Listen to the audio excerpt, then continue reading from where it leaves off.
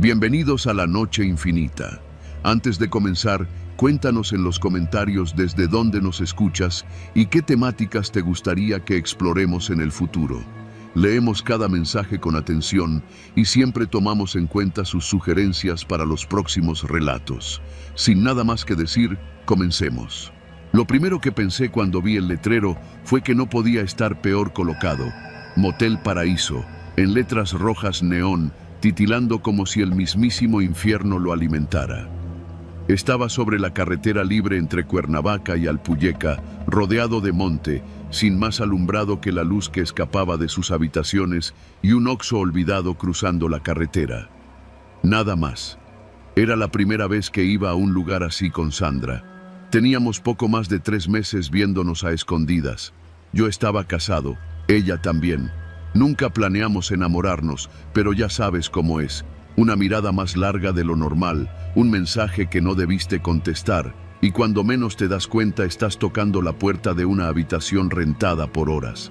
Esa noche no fue distinta a otras. Al menos, no al principio.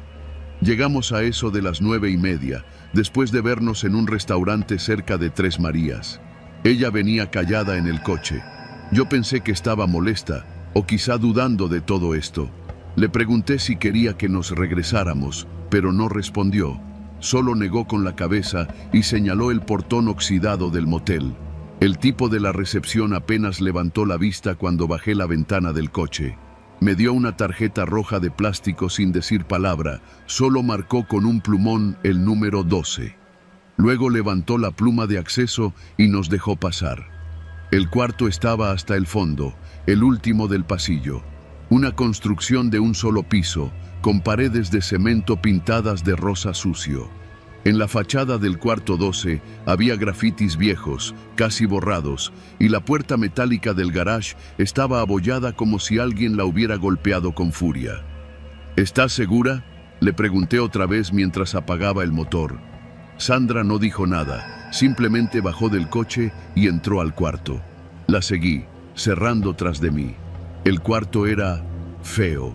No había otra manera de decirlo. Una cama king size con sábanas rojas desteñidas, un espejo agrietado en el techo y una televisión vieja con el volumen al máximo, como si ya no pudiera bajarse. Olía a humedad y a desinfectante barato. Pero así eran todos esos lugares, o eso quería pensar. Sandra fue al baño. Tardó. Yo me quité los zapatos, me senté en la orilla de la cama y me quedé viendo los programas sin audio que pasaban por la pantalla. Entre la estática apenas distinguía formas. Me dio sueño. El viaje, la comida, el vino. Casi me recuesto, pero en eso ella salió. Tenía los ojos rojos, como si hubiera estado llorando. ¿Estás bien?, pregunté. Ya vámonos, Toño, dijo de pronto, sin mirarme. Esto ya no está bien. Me quedé congelado. No sabía si hablaba de nosotros, del motel o de algo más. Me acerqué para tocarle el hombro, pero dio un paso atrás. ¿Qué pasó? Nada, solo que tengo miedo. ¿De qué? Sandra me miró entonces, y lo que vi en sus ojos no lo voy a olvidar jamás. No era miedo de ser descubierta, no era culpa, era otra cosa, algo más primitivo. Como si hubiera visto algo que no podía procesar. Hay sangre en la regadera, dijo, casi en un susurro. Fui al baño. No vi nada. Revisé la regadera, la coladera, las paredes. Todo estaba limpio, impecable, demasiado limpio, como si alguien acabara de tallar con cloro hasta borrar la cerámica. Le dije que no había nada. ¿Qué viste? No lo sé. Un segundo estaba todo normal y al siguiente, la regadera goteaba rojo. Pero ya no está. Pensé en decirle que era el cansancio, que se le cruzaron los cables. Pero luego me fijé en algo que no había notado antes. En la base de la taza había una línea fina, como de óxido. Me agaché. No era óxido.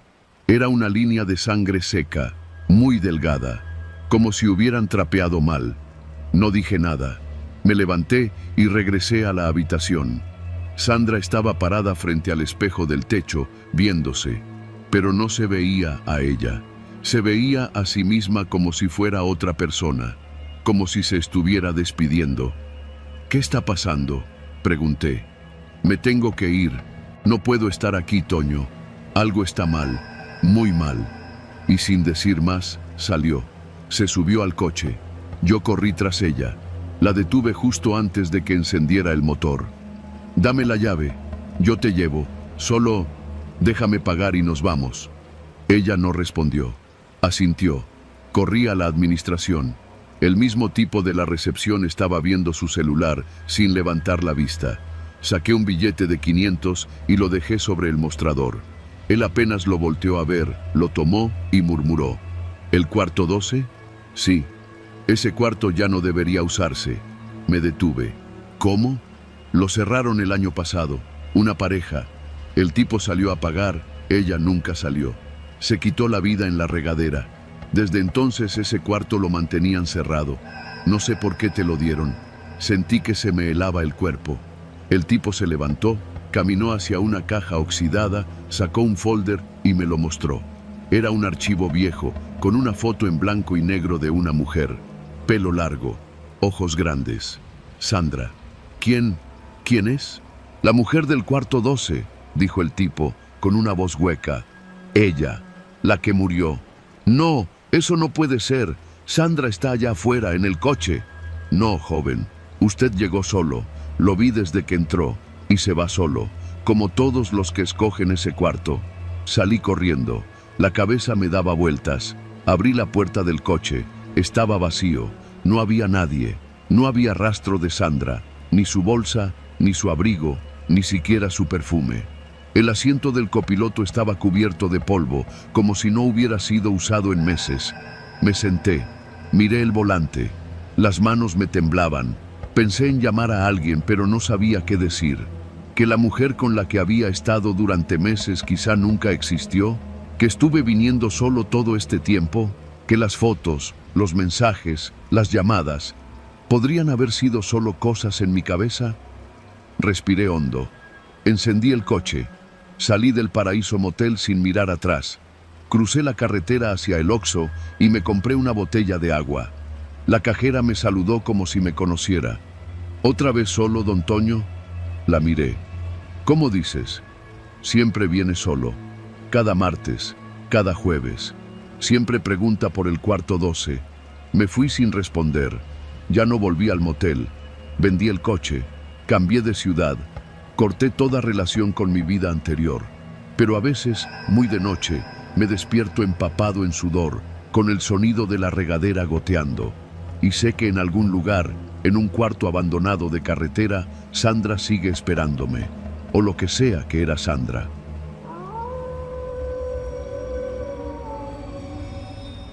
Yo me llamo Marisela y desde hace casi 6 años trabajo como camarista en el Motel Jardines, aquí en Iztacalco. Para la mayoría, este lugar es solo un punto en el mapa para ir a lo que ya todos imaginan. Unos entran rápido y salen más rápido. Otros se quedan toda la noche, algunos llegan solos y piden 2 juegos de sábanas. Uno aprende a no mirar mucho, a no preguntar, pero eso no quiere decir que una no vea, porque sí vemos, siempre. El turno que más me tocaba cubrir era el de la tarde, de las 3 hasta las 11, pero desde que Sonia renunció sin decir palabra, solo dejó su uniforme y un post-it que decía, no vuelvo a pisar este lugar. Me tocó quedarme también en las noches, a veces sola, a veces con Luz, que a pesar de tener ya más de 50, se movía con la ligereza de quien ha limpiado cuerpos, sangre y secretos desde tiempos inmemoriales.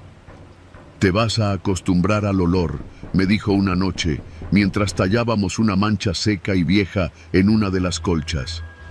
Yo me reí pensando que hablaba del sudor o del cloro, pero no era eso. No hay una sola habitación en el Jardines que no tenga su historia.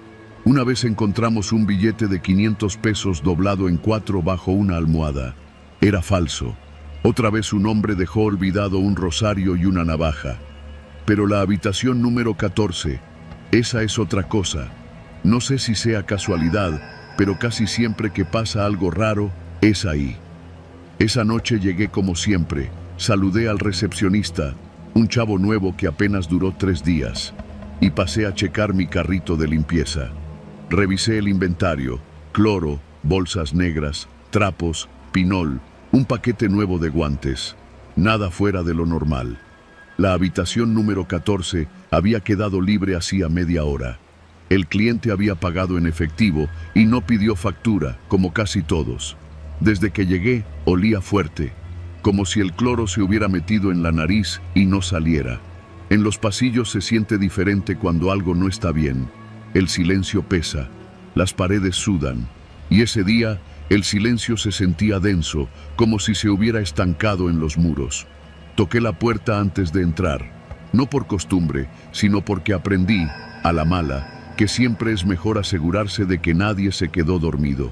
Una vez casi me meto a una habitación donde una pareja todavía estaba en plena faena.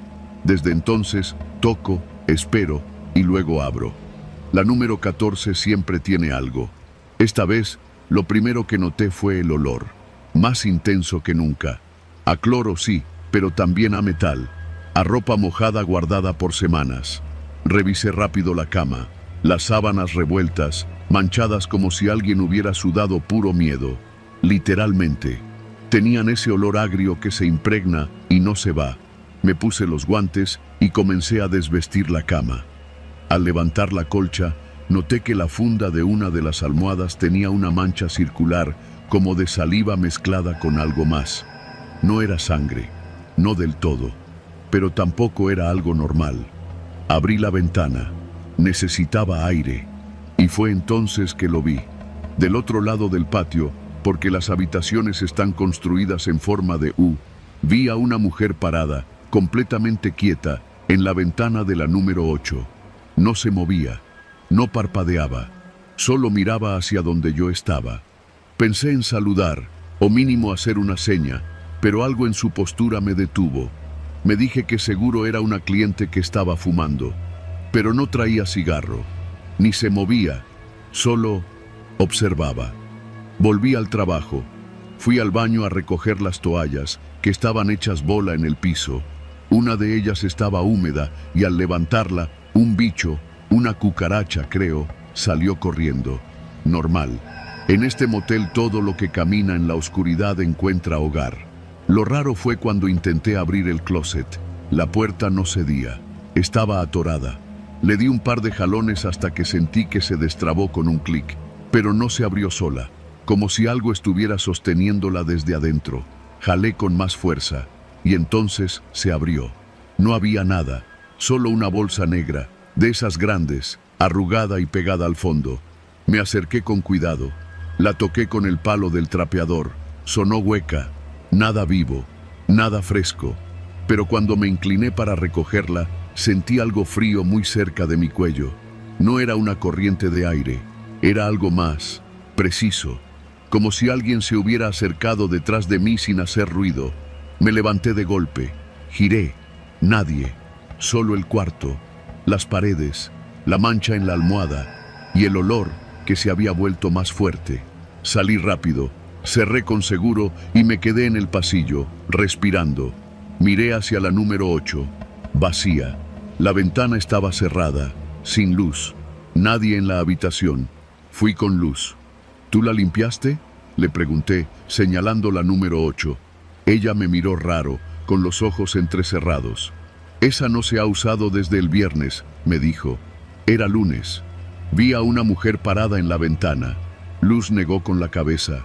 Tomó su trapo y siguió tallando la tina donde alguien había dejado olvidadas unas ligas para el cabello y una botella vacía de ginebra. Volví a la 14 antes de que se hiciera más tarde. Limpié lo que faltaba, cambié sábanas, eché desinfectante por todo el baño. Cuando terminé, fui a recoger la bolsa negra que había en el closet. No pesaba, estaba casi vacía. La metí en el carrito, la aplasté un poco para que cupiera entre los botes de limpieza y seguí con mi ruta. Al día siguiente, antes de mi turno, me llamó la administradora. Quería hablar conmigo. Me dijo que el huésped de la número 14 había hecho una llamada antes de salir. Al parecer, pidió que no entráramos a limpiar hasta después de las 10, pero su hora de salida había sido a las 9:35. La llamada, según el registro, Se hizo desde el teléfono interno a las 9:40. ¿Crees que regresó?, me preguntó. No, yo entré como a las 10 en punto. La habitación estaba sola y no se podía abrir el closet. Ella me miró raro. Me pidió que si recordaba haber encontrado algo fuera de lo común. Pensé en decirle lo de la bolsa, pero no quería líos. Dije que no. Solo olía feo, como siempre. Ella asintió. Me dio las llaves del almacén y me dejó ir. Esa noche soñé con la mujer de la ventana. Estaba parada justo afuera de mi cuarto, mirándome a través del vidrio. Yo no podía moverme, no podía parpadear, solo verla. Y aunque no abría la boca, escuchaba claramente su voz en mi cabeza. Tú también vas a entender por qué huelen así las sábanas. Desperté sudando, el corazón desbocado y con la sensación de que alguien se había sentado en el filo de mi cama. No había nadie, pero mi ventana, esa que siempre cerraba, estaba entreabierta. Volví al Motel Jardines ese mismo día, no porque quisiera, porque tenía que trabajar. Me tocó limpiar de nuevo la número 14. En el baño encontré la misma bolsa negra, en la esquina, arrugada, como si nunca la hubiera sacado, y el closet, otra vez, atorado.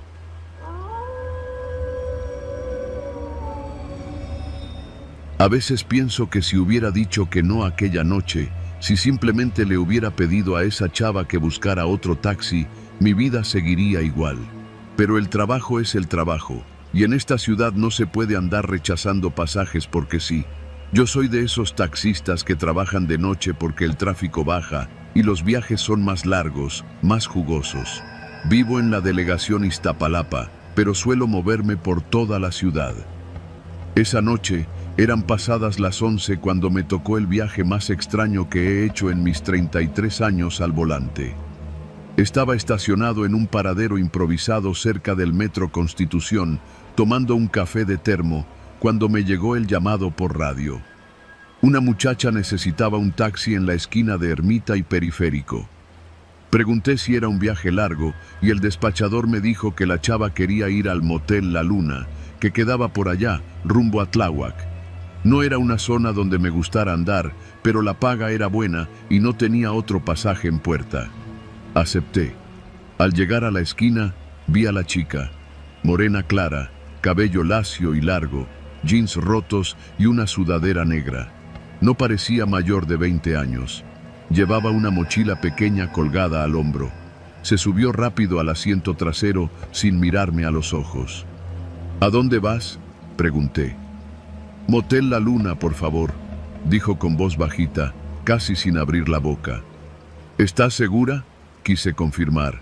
Porque ya es tarde y ese motel está, bueno, medio feo. Está solón. Ella asintió sin decir más.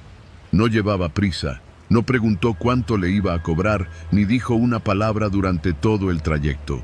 Solo iba ahí sentada, mirando por la ventana, como si pensara en otra cosa. En el retrovisor noté que tenía una expresión rara, como de preocupación.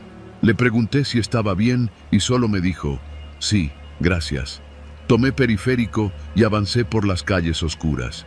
Esa parte de la ciudad ya casi no tiene alumbrado público, y a esas horas los únicos coches que circulan son camiones de carga, otros taxis como el mío y los peceros que regresan a las bases.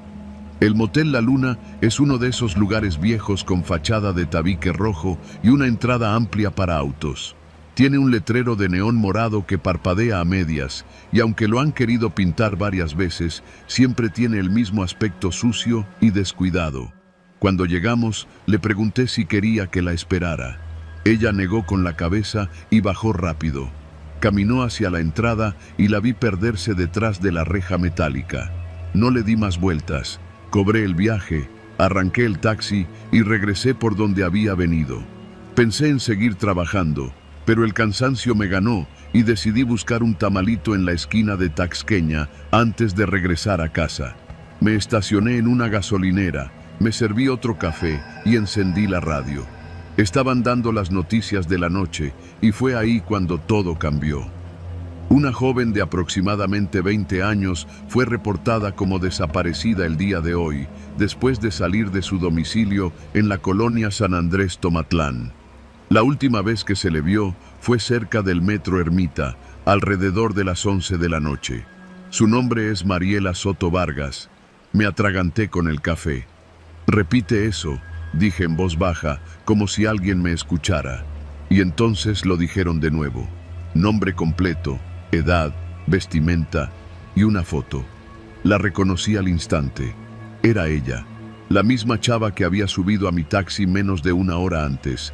Mismo rostro, misma mochila, misma ropa. Sentí un golpe en el estómago. Me bajé del coche como si el asiento me quemara. Caminé en círculos, con el corazón latiéndome como tambor de banda.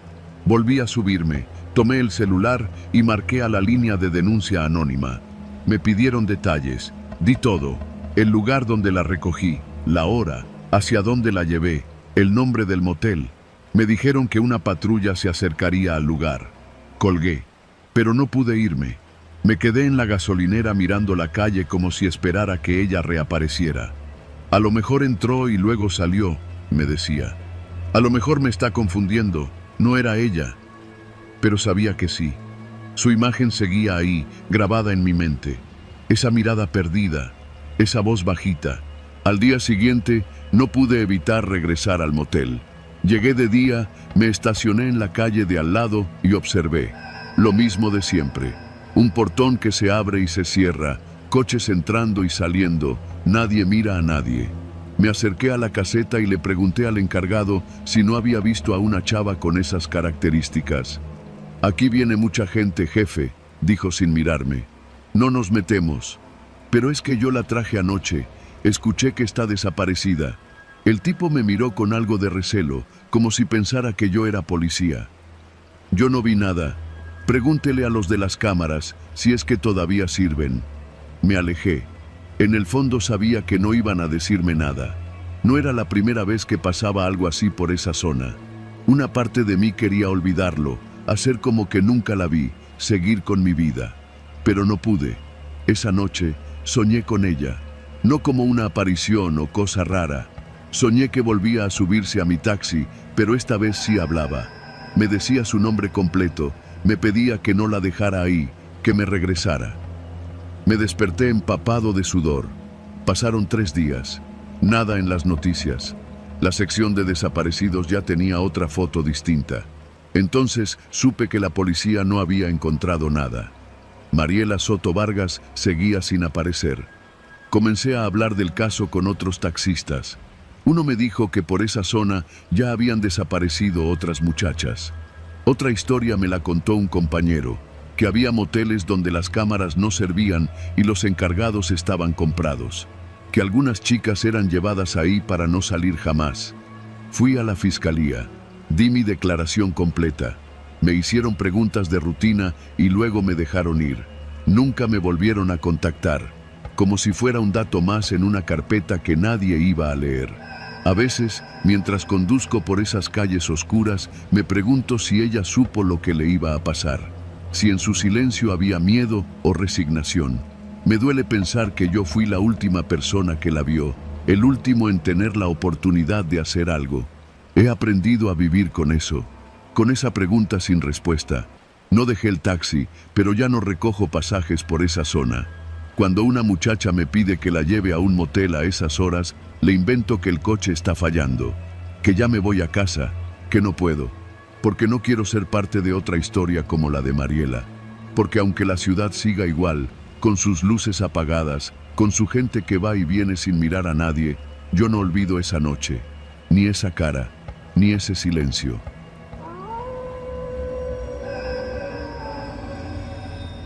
Nunca he sabido si fue suerte o castigo haber llegado a trabajar en el motel Sol y Sombra.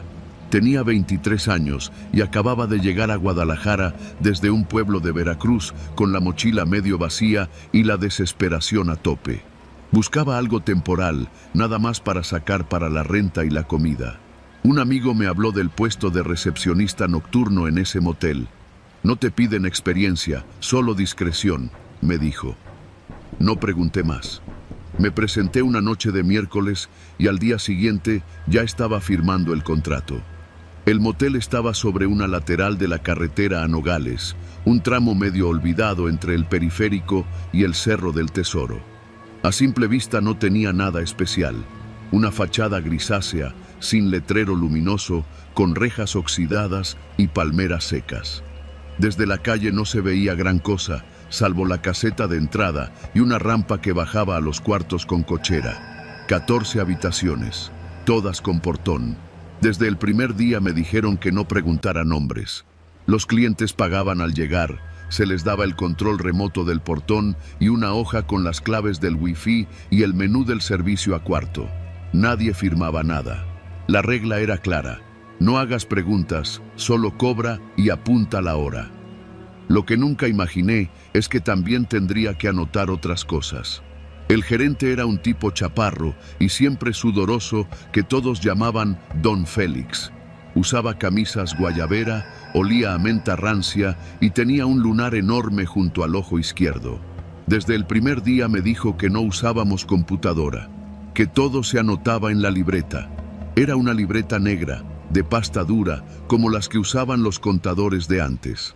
Cada página estaba dividida en 3 columnas: número de habitación, hora de entrada y observaciones. Las observaciones eran la parte delicada. Ahí se apuntaban ciertos detalles. A veces, don Félix me dictaba desde su oficina, otras veces me dejaba notas en papelitos doblados. Pareja en el 8, no quiere limpieza. O cuarto 9, pidieron 2 botellas, pagan extra. O dejar pasar a los de la Suburban negra sin preguntas. Así funcionaba el motel, discreto, efectivo, sin registros formales. Pero lo que descubrí con el tiempo fue que esa libreta servía para algo más, para proteger a don Félix, o para hundir a otros. Una noche llegó un tipo en una Cherokee blanca. No venía solo. En el asiento del copiloto iba una muchacha, jovencita, de no más de 17 años. Se notaba incómoda, se cubría con la capucha de una sudadera.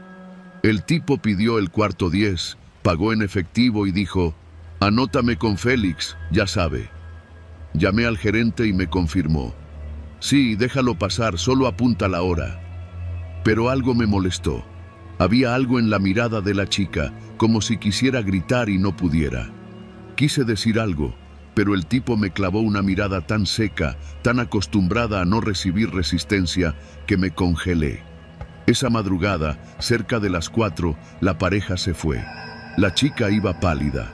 Al pasar frente a la caseta, por un instante, levantó la mirada. Me vio. No dijo nada.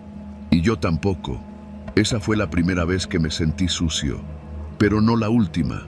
Con el tiempo, entendí que el motel Sol y Sombra funcionaba como una especie de zona gris para ciertas cosas. Era punto de encuentro para amantes, sí, pero también para políticos, narcos, policías, funcionarios, lo que tú quieras. Gente que necesitaba silencio y alguien que no anotara su nombre. Don Félix se aseguraba de que no faltara ni una letra en esa libreta, y yo era el que la llenaba. Un viernes llegó una ambulancia falsa, de esas blancas, sin logo. Eran casi las 3 de la madrugada. Traían una camilla. No sé si el tipo estaba vivo o muerto, pero lo bajaron con calma, sin prisa, como si lo hicieran todo el tiempo. 2 hombres lo metieron al cuarto 12. Uno se me acercó y dijo: «Ya está pagado con Félix». No me atreví a levantar el teléfono. Horas después salieron con la camilla vacía. Solo eso. Al día siguiente, el cuarto estaba limpio. No olía a nada. Intenté dejar el trabajo varias veces, pero nunca lo logré. Don Félix me pagaba en efectivo, siempre puntual, y me daba bonos cuando seguía las reglas. A veces me regalaba una botella de whisky o me dejaba fumar en su oficina. Era como un tío raro y siniestro, hasta que una noche me dijo algo que no supe cómo interpretar. «¿Tú sabes cuántos muertos hay anotados en esa libreta, chavo?» Me reí, creyendo que era una broma. «No, ya en serio», insistió. «¿Tú sabes?» Me quedé en silencio. «Más que huéspedes, pero no te preocupes, Mientras no pongas tu nombre, estás a salvo. Esa frase me jodió. No me la pude sacar de la cabeza. Pasaron semanas. Todo igual. Parejas entrando y saliendo. Policías que venían a descansar. Tipos con placas falsas. Mujeres que llegaban solas y salían llorando. Un día, don Félix me pidió que me quedara un rato más. Llegó un hombre trajeado, con 2 escoltas. Se encerraron en el cuarto 1. Horas después, salió uno de los escoltas y me pidió una bolsa negra. No pregunté. Cuando terminé el turno, pasé a la oficina. Don Félix estaba dormido sobre el escritorio. La libreta estaba abierta, con manchas de café. No pude evitar leerla. Había códigos que ya entendía. Paciente significaba cadáver. Visita corta era alguien que llegaba vivo y salía en una bolsa. Cliente recurrente era alguien con poder. Ese día supe que si no me iba pronto, iba a acabar enterrado en alguna de esas páginas. Me largué esa misma semana. No pedí finiquito. No dije adiós. Hoy, años después, sigo soñando con esa libreta, con las caras que vi, con las cosas que no dije. A veces me despierto sudando, convencido de que un día alguien va a tocar mi puerta, con un papel, con un número de habitación. Nunca puse mi nombre en esa libreta, pero no sé si eso me va a salvar.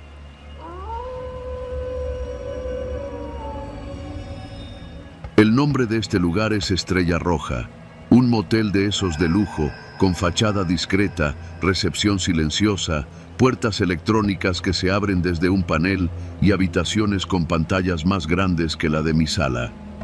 No estoy aquí por gusto, ni por placer. Estoy aquí porque alguien como yo, con deudas, un hijo enfermo y una carrera política en picada, aprende a cerrar la boca cuando le ofrecen un fajo de billetes por hacer solo una firma. Eran alrededor de las 9 de la noche cuando llegué. La ciudad todavía rugía afuera, pero dentro de la habitación se respiraba ese silencio que solo se consigue cuando los muros son gruesos y la intención es clara, que nadie escuche nada. Me habían dado la habitación 14. Era una suite con jacuzzi, espejos en el techo, luces tenues y un minibar lleno. Nada fuera de lo normal para un sitio así, excepto por un detalle.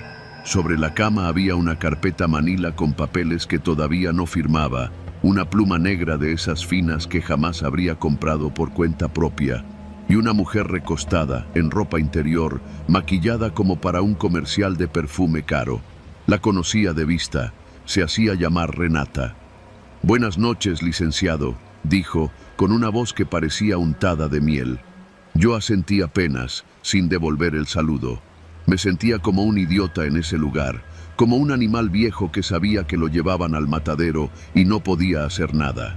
Me senté en la orilla de la cama, tomé los papeles y empecé a leer, fingiendo que entendía cada cláusula.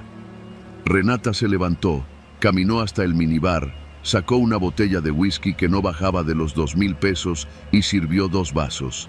Me ofreció uno. Lo acepté. No le dé tantas vueltas.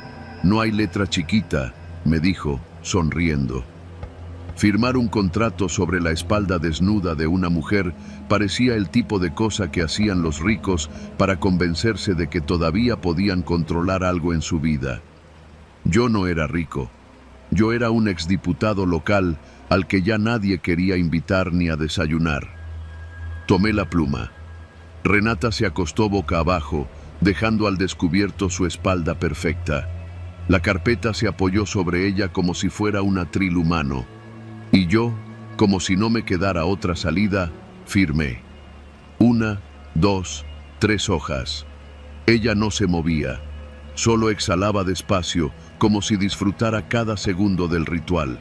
Al terminar, me levanté, me fui al baño a lavarme la cara. Me miré en el espejo. Había un hombre cansado ahí, con los ojos inyectados, la frente sudada, las manos temblorosas. Me pregunté si eso era todo, si ya podía irme. Cuando salí del baño, Renata ya estaba vestida. La carpeta había desaparecido y la pantalla de televisión mostraba una imagen congelada. Mi cara, enfocada con nitidez desde un ángulo que no reconocía. ¿Qué es esto?, pregunté, sintiendo un nudo en el estómago. Ella sonrió. No respondió. Solo tomó su bolso, se dirigió a la puerta y antes de salir me dijo: «No se preocupe, licenciado. Todo está grabado con la mejor calidad y el contrato ya es legal». Me quedé solo, con el vaso de whisky en la mano. La televisión cambió de imagen. Ahora se veía la habitación desde otro ángulo.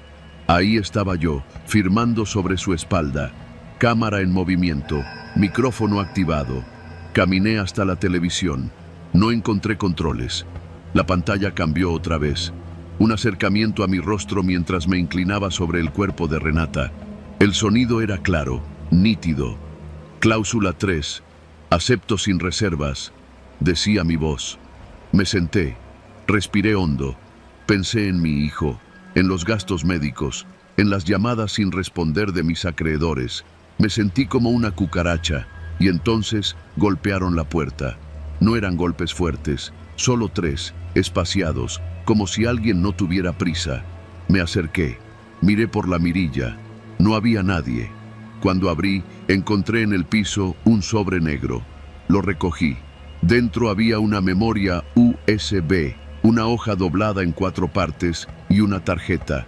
En la hoja había una frase: «Este es tu nuevo trabajo. Si hablas, el video será liberado. Bienvenido». En la tarjeta solo había un número de teléfono, sin nombre, sin logo. Llamé. Una voz masculina contestó con serenidad: «Nos alegra contar con usted, licenciado. Su primer encargo será mañana. Un desayuno en el Club San Ángel con el senador Aguilera. Él no debe saber que usted trabaja para nosotros. Solo escuche, grabe todo y entregue el reporte a este mismo número». Colgué. El sudor me corría por la espalda. El whisky sabía ahora a metal. Intenté salir de la habitación, pero la puerta ya no respondía. Toqué la manija. Nada.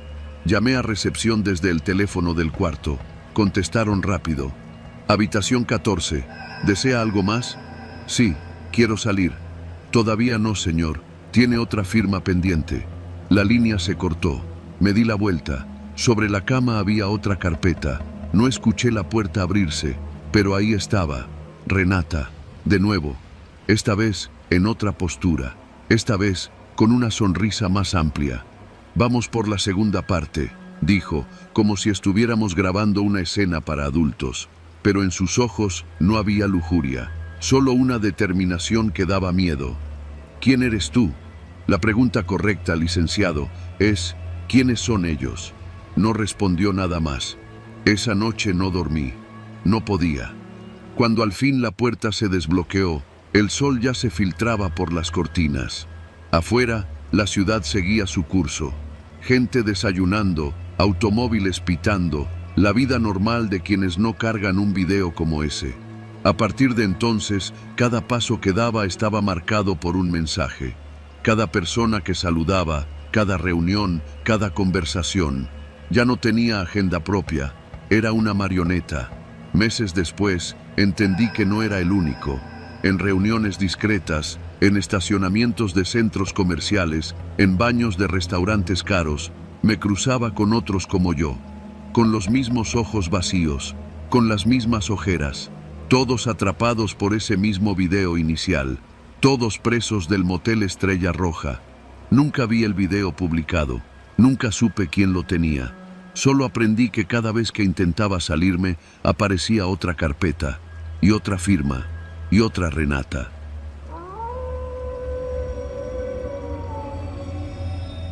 Me llamo Iván y soy técnico en refrigeración, de esos que sobreviven arreglando mini splits, neveras industriales y cualquier cosa que tenga compresor. No me puedo quejar, el trabajo es inconstante, pero cuando cae algo bueno, paga bien. Así fue como, una tarde de miércoles, recibí la llamada de un tipo que se identificó como administrador del motel Las Flores, un lugar que conocía de nombre porque está cerca del entronque de la carretera vieja a Cuernavaca, en los límites entre Tlalpan y el Ajusco. Me ofrecieron un buen pago por revisar el sistema de ventilación y unas cámaras que se estaban desconectando. Nada raro, pensé. Un motel viejo en los márgenes de la ciudad, con más humedad que mantenimiento. Acepté sin preguntar demasiado. Tenía el día libre y la cartera flaca. Llegué al motel un poco antes de las 5 de la tarde. Desde afuera, el lugar no parecía gran cosa. Fachada descuidada, letras neón fundidas y un recepcionista con cara de no haber dormido en semanas. Pero apenas crucé la reja, me sorprendió lo limpio que estaba todo por dentro. Demasiado limpio, como si quisieran cubrir algo. En el estacionamiento había pocos autos, todos sin placas visibles. Me llamó la atención, pero no lo suficiente como para darme la vuelta. ¿Tú eres Iván?, preguntó un tipo calvo, con gafas oscuras, aunque el cielo estaba nublado. Asentí. Sígueme.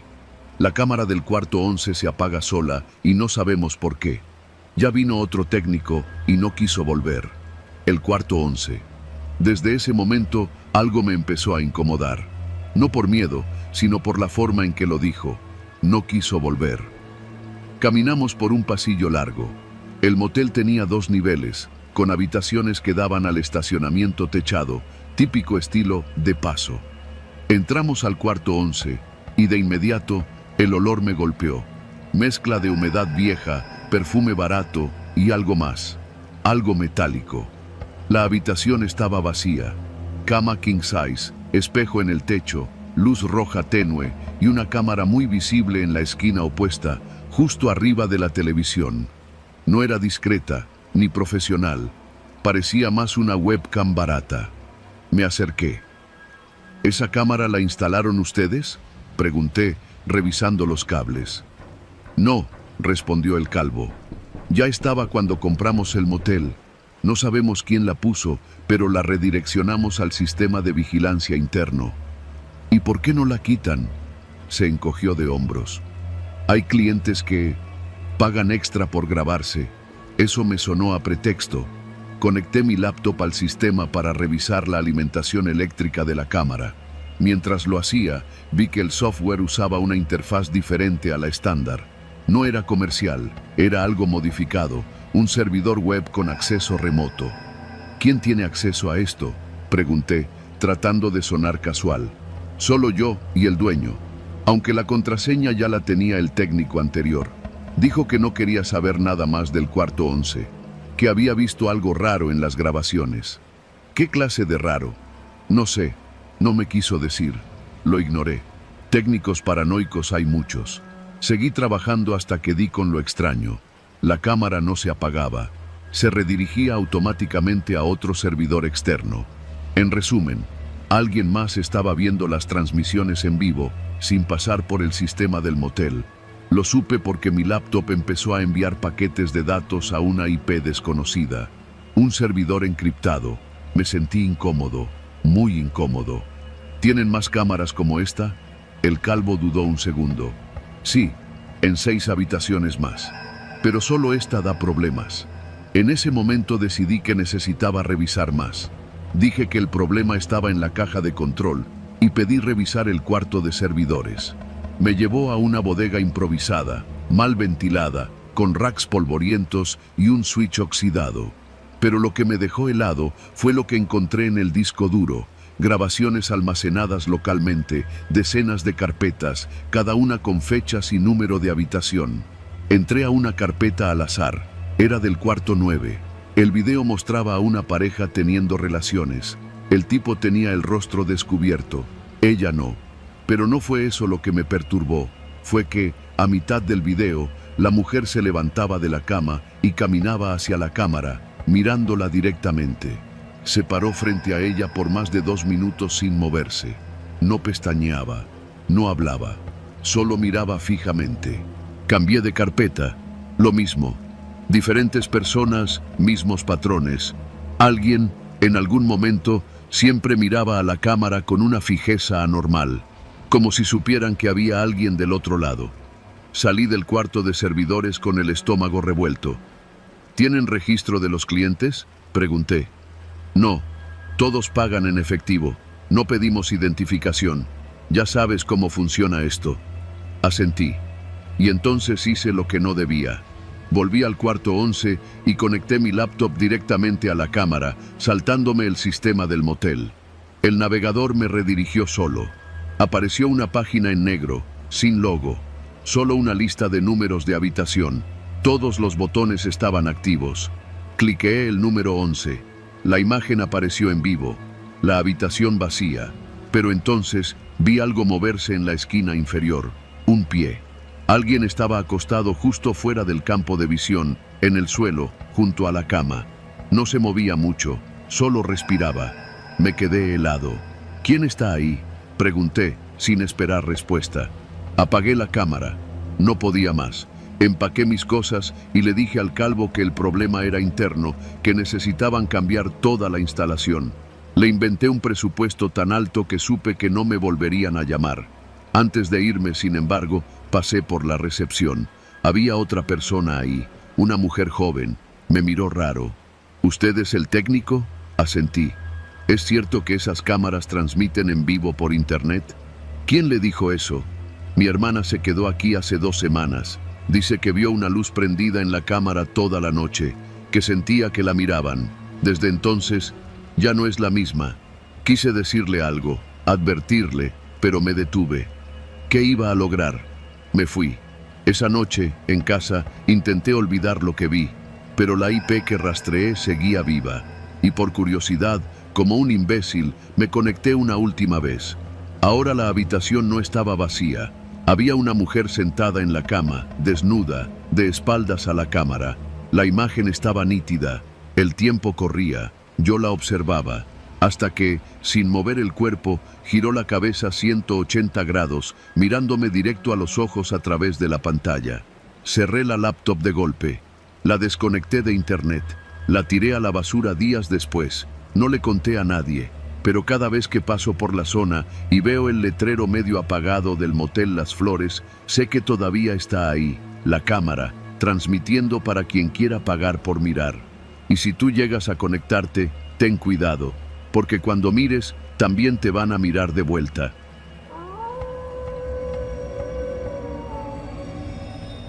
Nunca fui mujer de muchas ambiciones. Con terminar la secundaria y conseguir un trabajo que me permitiera pagar la renta, la despensa y los medicamentos de mi madre, me daba por bien servida. Así llegué al motel El Cerezo, allá por el año 2017, cuando todavía tenía 25 años y el cabello negro como la noche. Era un motel urbano, ubicado sobre la calzada Ignacio Zaragoza, entre una ferretería y un local de pollos rostizados. No tenía lujos, pero sí movimiento constante. Mucha gente entraba y salía como si fuera un Oxxo, y lo único que me pedían era ser discreta, cobrar con rapidez y tener buen trato con los clientes. Con los años aprendí a conocer los hábitos de los que venían. El señor que cada martes llegaba con la misma mujer diferente, el taxista que se tomaba siestas entre viajes, la señora elegante que siempre preguntaba por la habitación número 5. Nada me sorprendía, hasta esa noche. Era viernes, como a las 10 de la noche, cuando la compañera que iba a relevarme me avisó que no llegaría por un problema con su hija. Me pidió, con voz temblorosa, que si podía cubrirle su turno. Yo acepté. No me gustaba quedarme sola en el turno de la madrugada, pero necesitaba el dinero extra. Pedí una torta de milanesa al local de junto, me preparé un café soluble y me acomodé tras el mostrador, con mi libreta de registros abierta y la televisión encendida en un noticiero que nadie ve. Cerca de las 11:30 llegó una pareja. Él manejaba un Versa gris, medio sucio de polvo, como todos los que vienen del trabajo. La mujer llevaba un vestido rojo de tirantes, el cabello planchado y lentes oscuros, aunque ya era de noche. Apenas los vi por la cámara, me levanté para activar la pluma de entrada. Cuando el coche se detuvo frente al mostrador, se abrió la ventana del conductor. Y ahí, en ese momento, sentí que el alma se me congelaba. Era mi esposo, Ramiro. No lo vi de inmediato, porque traía la gorra de béisbol hasta las cejas y la cabeza agachada, pero esa voz, esa maldita voz que me había despertado cada mañana durante los últimos 10 años. Una habitación, por favor, solo por unas horas. Él no me reconoció. Tenía sentido. En los turnos nocturnos usábamos cubrebocas desde antes de la pandemia, por los asaltos. Además, Yo tenía el cabello recogido y llevaba gafas de lectura. Me quedé en silencio unos segundos. La mujer del asiento del copiloto ni siquiera volteó. Estaba ocupada revisando su celular con una uña postiza larguísima, de esas que parecen garras. ¿Habitación con cochera?, le pregunté, disimulando el temblor de mi voz. Sí, asentí y anoté los datos en la libreta. Autoversa gris, hombre de aproximadamente 35 años, acompañante femenina, joven, vestido rojo. Marqué la habitación número 7, la más alejada del mostrador, la más privada. Mientras el auto avanzaba por la rampa hacia los cuartos, mis manos comenzaron a sudar. El coraje, la incredulidad y la humillación se me revolvían en el estómago como si hubiera comido algo podrido. Mi esposo, el mismo que esa mañana me había dicho que iba a trabajar horas extra en la panadería de su primo, el mismo que me había mandado un mensaje a las 9 diciendo que estaba hasta el cuello de trabajo. Pensé en llamarle, mandarle un mensaje, decirle, ya te vi, desgraciado. Pero algo dentro de mí, algo oscuro que apenas comenzaba a despertar, me hizo cambiar de idea. Lo observé por la cámara en blanco y negro. Lo vi estacionarse. Lo vi bajarse del coche y abrirle la puerta a la mujer, que caminó con los tacones como si flotara. Entraron sin prisa, sin vergüenza. Durante los siguientes minutos no pude concentrarme. Quería llorar, gritar, romper algo. Pero también tenía miedo, no de él, sino de lo que yo podría hacer. Pasaron 20 minutos, después 30, luego 45. Fui al baño del fondo, abrí el botiquín y saqué un duplicado de llaves maestras que teníamos para emergencias. Lo guardé en el bolsillo del pantalón sin decir una palabra. Caminé despacio hacia la habitación número 7. El pasillo estaba oscuro, apenas iluminado por los focos rojos que usábamos por estética barata. El único sonido era el lejano zumbido del tráfico de la calzada. Frente a la puerta, me detuve. Respiré hondo. Coloqué la llave en la cerradura. La giré con lentitud y abrí. Lo que vi fue tan grotesco como predecible. Ramiro, desnudo hasta la cintura, echado sobre la cama, mirando el techo como si esperara que el universo le cayera encima. Ella, sentada en una esquina de la cama, pasándose un cigarro entre los labios, con los zapatos tirados en el piso. Los dos se voltearon al escuchar la puerta, y entonces sí me quité el cubrebocas. Ramiro palideció como si hubiera visto un muerto. ¿Qué? ¿Lupita? La mujer se incorporó de golpe. Miró a Ramiro, luego me miró a mí. No dijo nada, solo recogió su bolso y se fue, sin decir una sola palabra.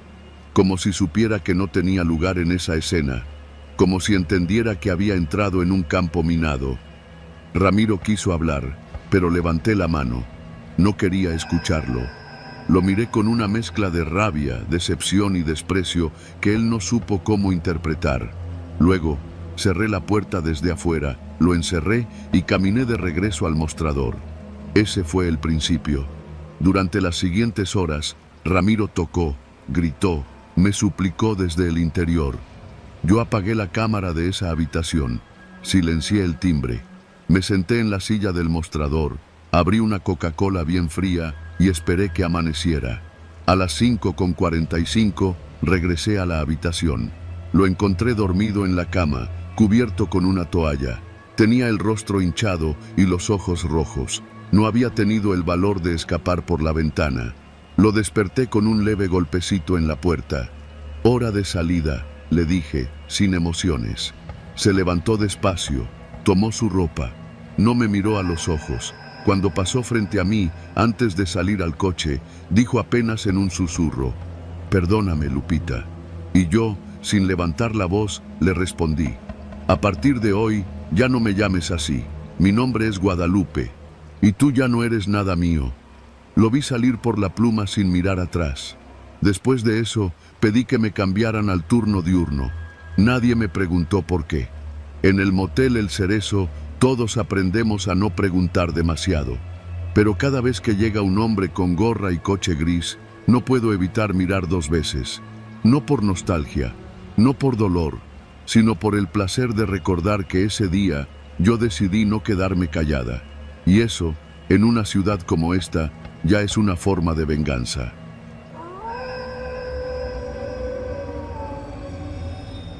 En el Motel Horizonte, los gritos de la habitación 8 se mezclaban con el ruido constante del aire acondicionado. Era un sonido que nunca antes había escuchado tan cerca, tan real, y por un instante me hizo detener el motor de mi moto frente al letrero de neón parpadeante. Motel Horizonte, estancias por horas. La noche estaba húmeda, el pavimento relucía bajo las luces amarillas de la calle, y un olor a gasolina se mezclaba con la humedad del ambiente. Nunca pensé que trabajar como repartidor me llevaría a un lugar como este, pero la orden era grande y la propina prometía ser suculenta. Empujé la puerta del motel con la mano izquierda mientras sostenía la bolsa de comida con la derecha. El vestíbulo era pequeño, con una lámpara de techo cuyo vidrio estaba empañado por polvo y grasa. Al fondo, la recepcionista, una mujer de rostro inexpresivo, apenas levantó la mirada y señaló con un movimiento de cabeza hacia las escaleras. «Habitación 8», dijo en voz baja. Su tono era monótono, como si estuviera acostumbrada a la rutina de los gritos nocturnos. Subí las escaleras de metal oxidado que crujían con cada paso. Al llegar al corredor, la puerta de la habitación 8 estaba entreabierta. Un hilo de luz amarilla escapaba por la rendija inferior, mezclándose con el zumbido del aire acondicionado que no parecía enfriar nada más que la atmósfera. Respiré hondo. Cada paso hacia la puerta parecía pesado, como si caminar allí requiriera un esfuerzo extra. Me dije a mí mismo que solo tenía que dejar la comida y salir, que no debía involucrarme en nada más. Golpeé suavemente la puerta y dejé la bolsa frente a ella. No hubo respuesta inmediata, solo un murmullo apagado mezclado con el ritmo irregular de los gritos que se escuchaban más cercanos que antes. El sonido me hizo estremecer. La puerta se abrió un poco más y vi el borde de una sombra moverse dentro. Era humano, eso estaba claro, pero había algo en la postura, en la manera en que se movía, que no era natural. Retrocedí un paso, buscando la seguridad del corredor, pero algo me obligó a mirar. Un destello metálico en el suelo. Una llave, quizá dejada por descuido, reflejaba la luz del pasillo. Tomé la bolsa con ambas manos y di un paso atrás, decidido a salir. Entonces escuché un susurro detrás de mí. «No te vayas todavía». Era apenas audible, pero suficiente para que el corazón me diera un vuelco. Me giré y no había nadie. Solo la sombra que se movía detrás de la cortina amarilla, balanceándose con los gritos y las luces parpadeantes. Mi instinto me gritaba que corriera, pero la curiosidad, o quizás la locura de la situación, me empujó a acercarme un poco más a la puerta. «Aquí tiene la comida», dije, tratando de mantener la voz firme. El silencio fue absoluto durante unos segundos que se sintieron eternos. Luego, un golpe seco resonó dentro de la habitación. No había muebles moviéndose, no había ventanas abiertas, solo el golpe y el aroma a sudor y alcohol que emergía de la rendija. Retrocedí nuevamente, esta vez casi tropezando con mis propios pies. Un segundo golpe, esta vez más fuerte, me hizo levantar la vista hacia la puerta. Estaba cerrada. No había manos visibles, no había figuras que pudiera discernir más allá de la cortina. Sentí el pulso acelerarse, el sudor frío en la nuca. Miré la bolsa. La propina no valía esto. Pero antes de poder irme, la puerta se abrió de golpe y la cortina cayó. Dentro, una habitación casi vacía, con una cama mal hecha y un hombre de pie, cubierto en sombras, observándome fijamente. No gritaba, no se movía, solo estaba allí, mirándome con ojos que no podía distinguir, pero que sentía profundos y fríos. ¿Se le ofrece algo más?, pregunté, mi voz temblando. No hubo respuesta, solo un leve movimiento de cabeza, como una señal que entendí demasiado tarde. No estaba seguro de querer seguir ahí. Di un paso atrás y mi pie resbaló con algo húmedo en el suelo. Miré hacia abajo y vi charcos oscuros, como si la habitación estuviera impregnada de algún líquido que no reconocía. El aroma me hizo toser y fue suficiente para romper la parálisis. Salí corriendo, empujando la puerta y bajando las escaleras a trompicones. Una vez en la calle, sentí que la presión en el pecho disminuía, pero no desaparecía. Subí a mi moto y encendí el motor, el ruido llenando mis oídos, mezclándose con la lejanía de los gritos que parecían perseguirme mientras arrancaba. Solo cuando crucé la avenida y tomé la primera calle iluminada, respiré profundamente y miré hacia atrás. La habitación 8 estaba silenciosa, oscura, como si nunca hubiera pasado nada. Esa noche aprendí algo que nunca olvidaré.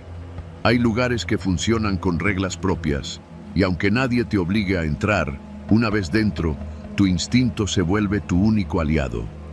Nunca regresé al Motel Horizonte y desde entonces reviso 2 veces cada dirección antes de aceptar entregas nocturnas. El aire acondicionado sigue funcionando, los letreros parpadean y los gritos quizá continúan, pero yo ya no estoy allí para escucharlos.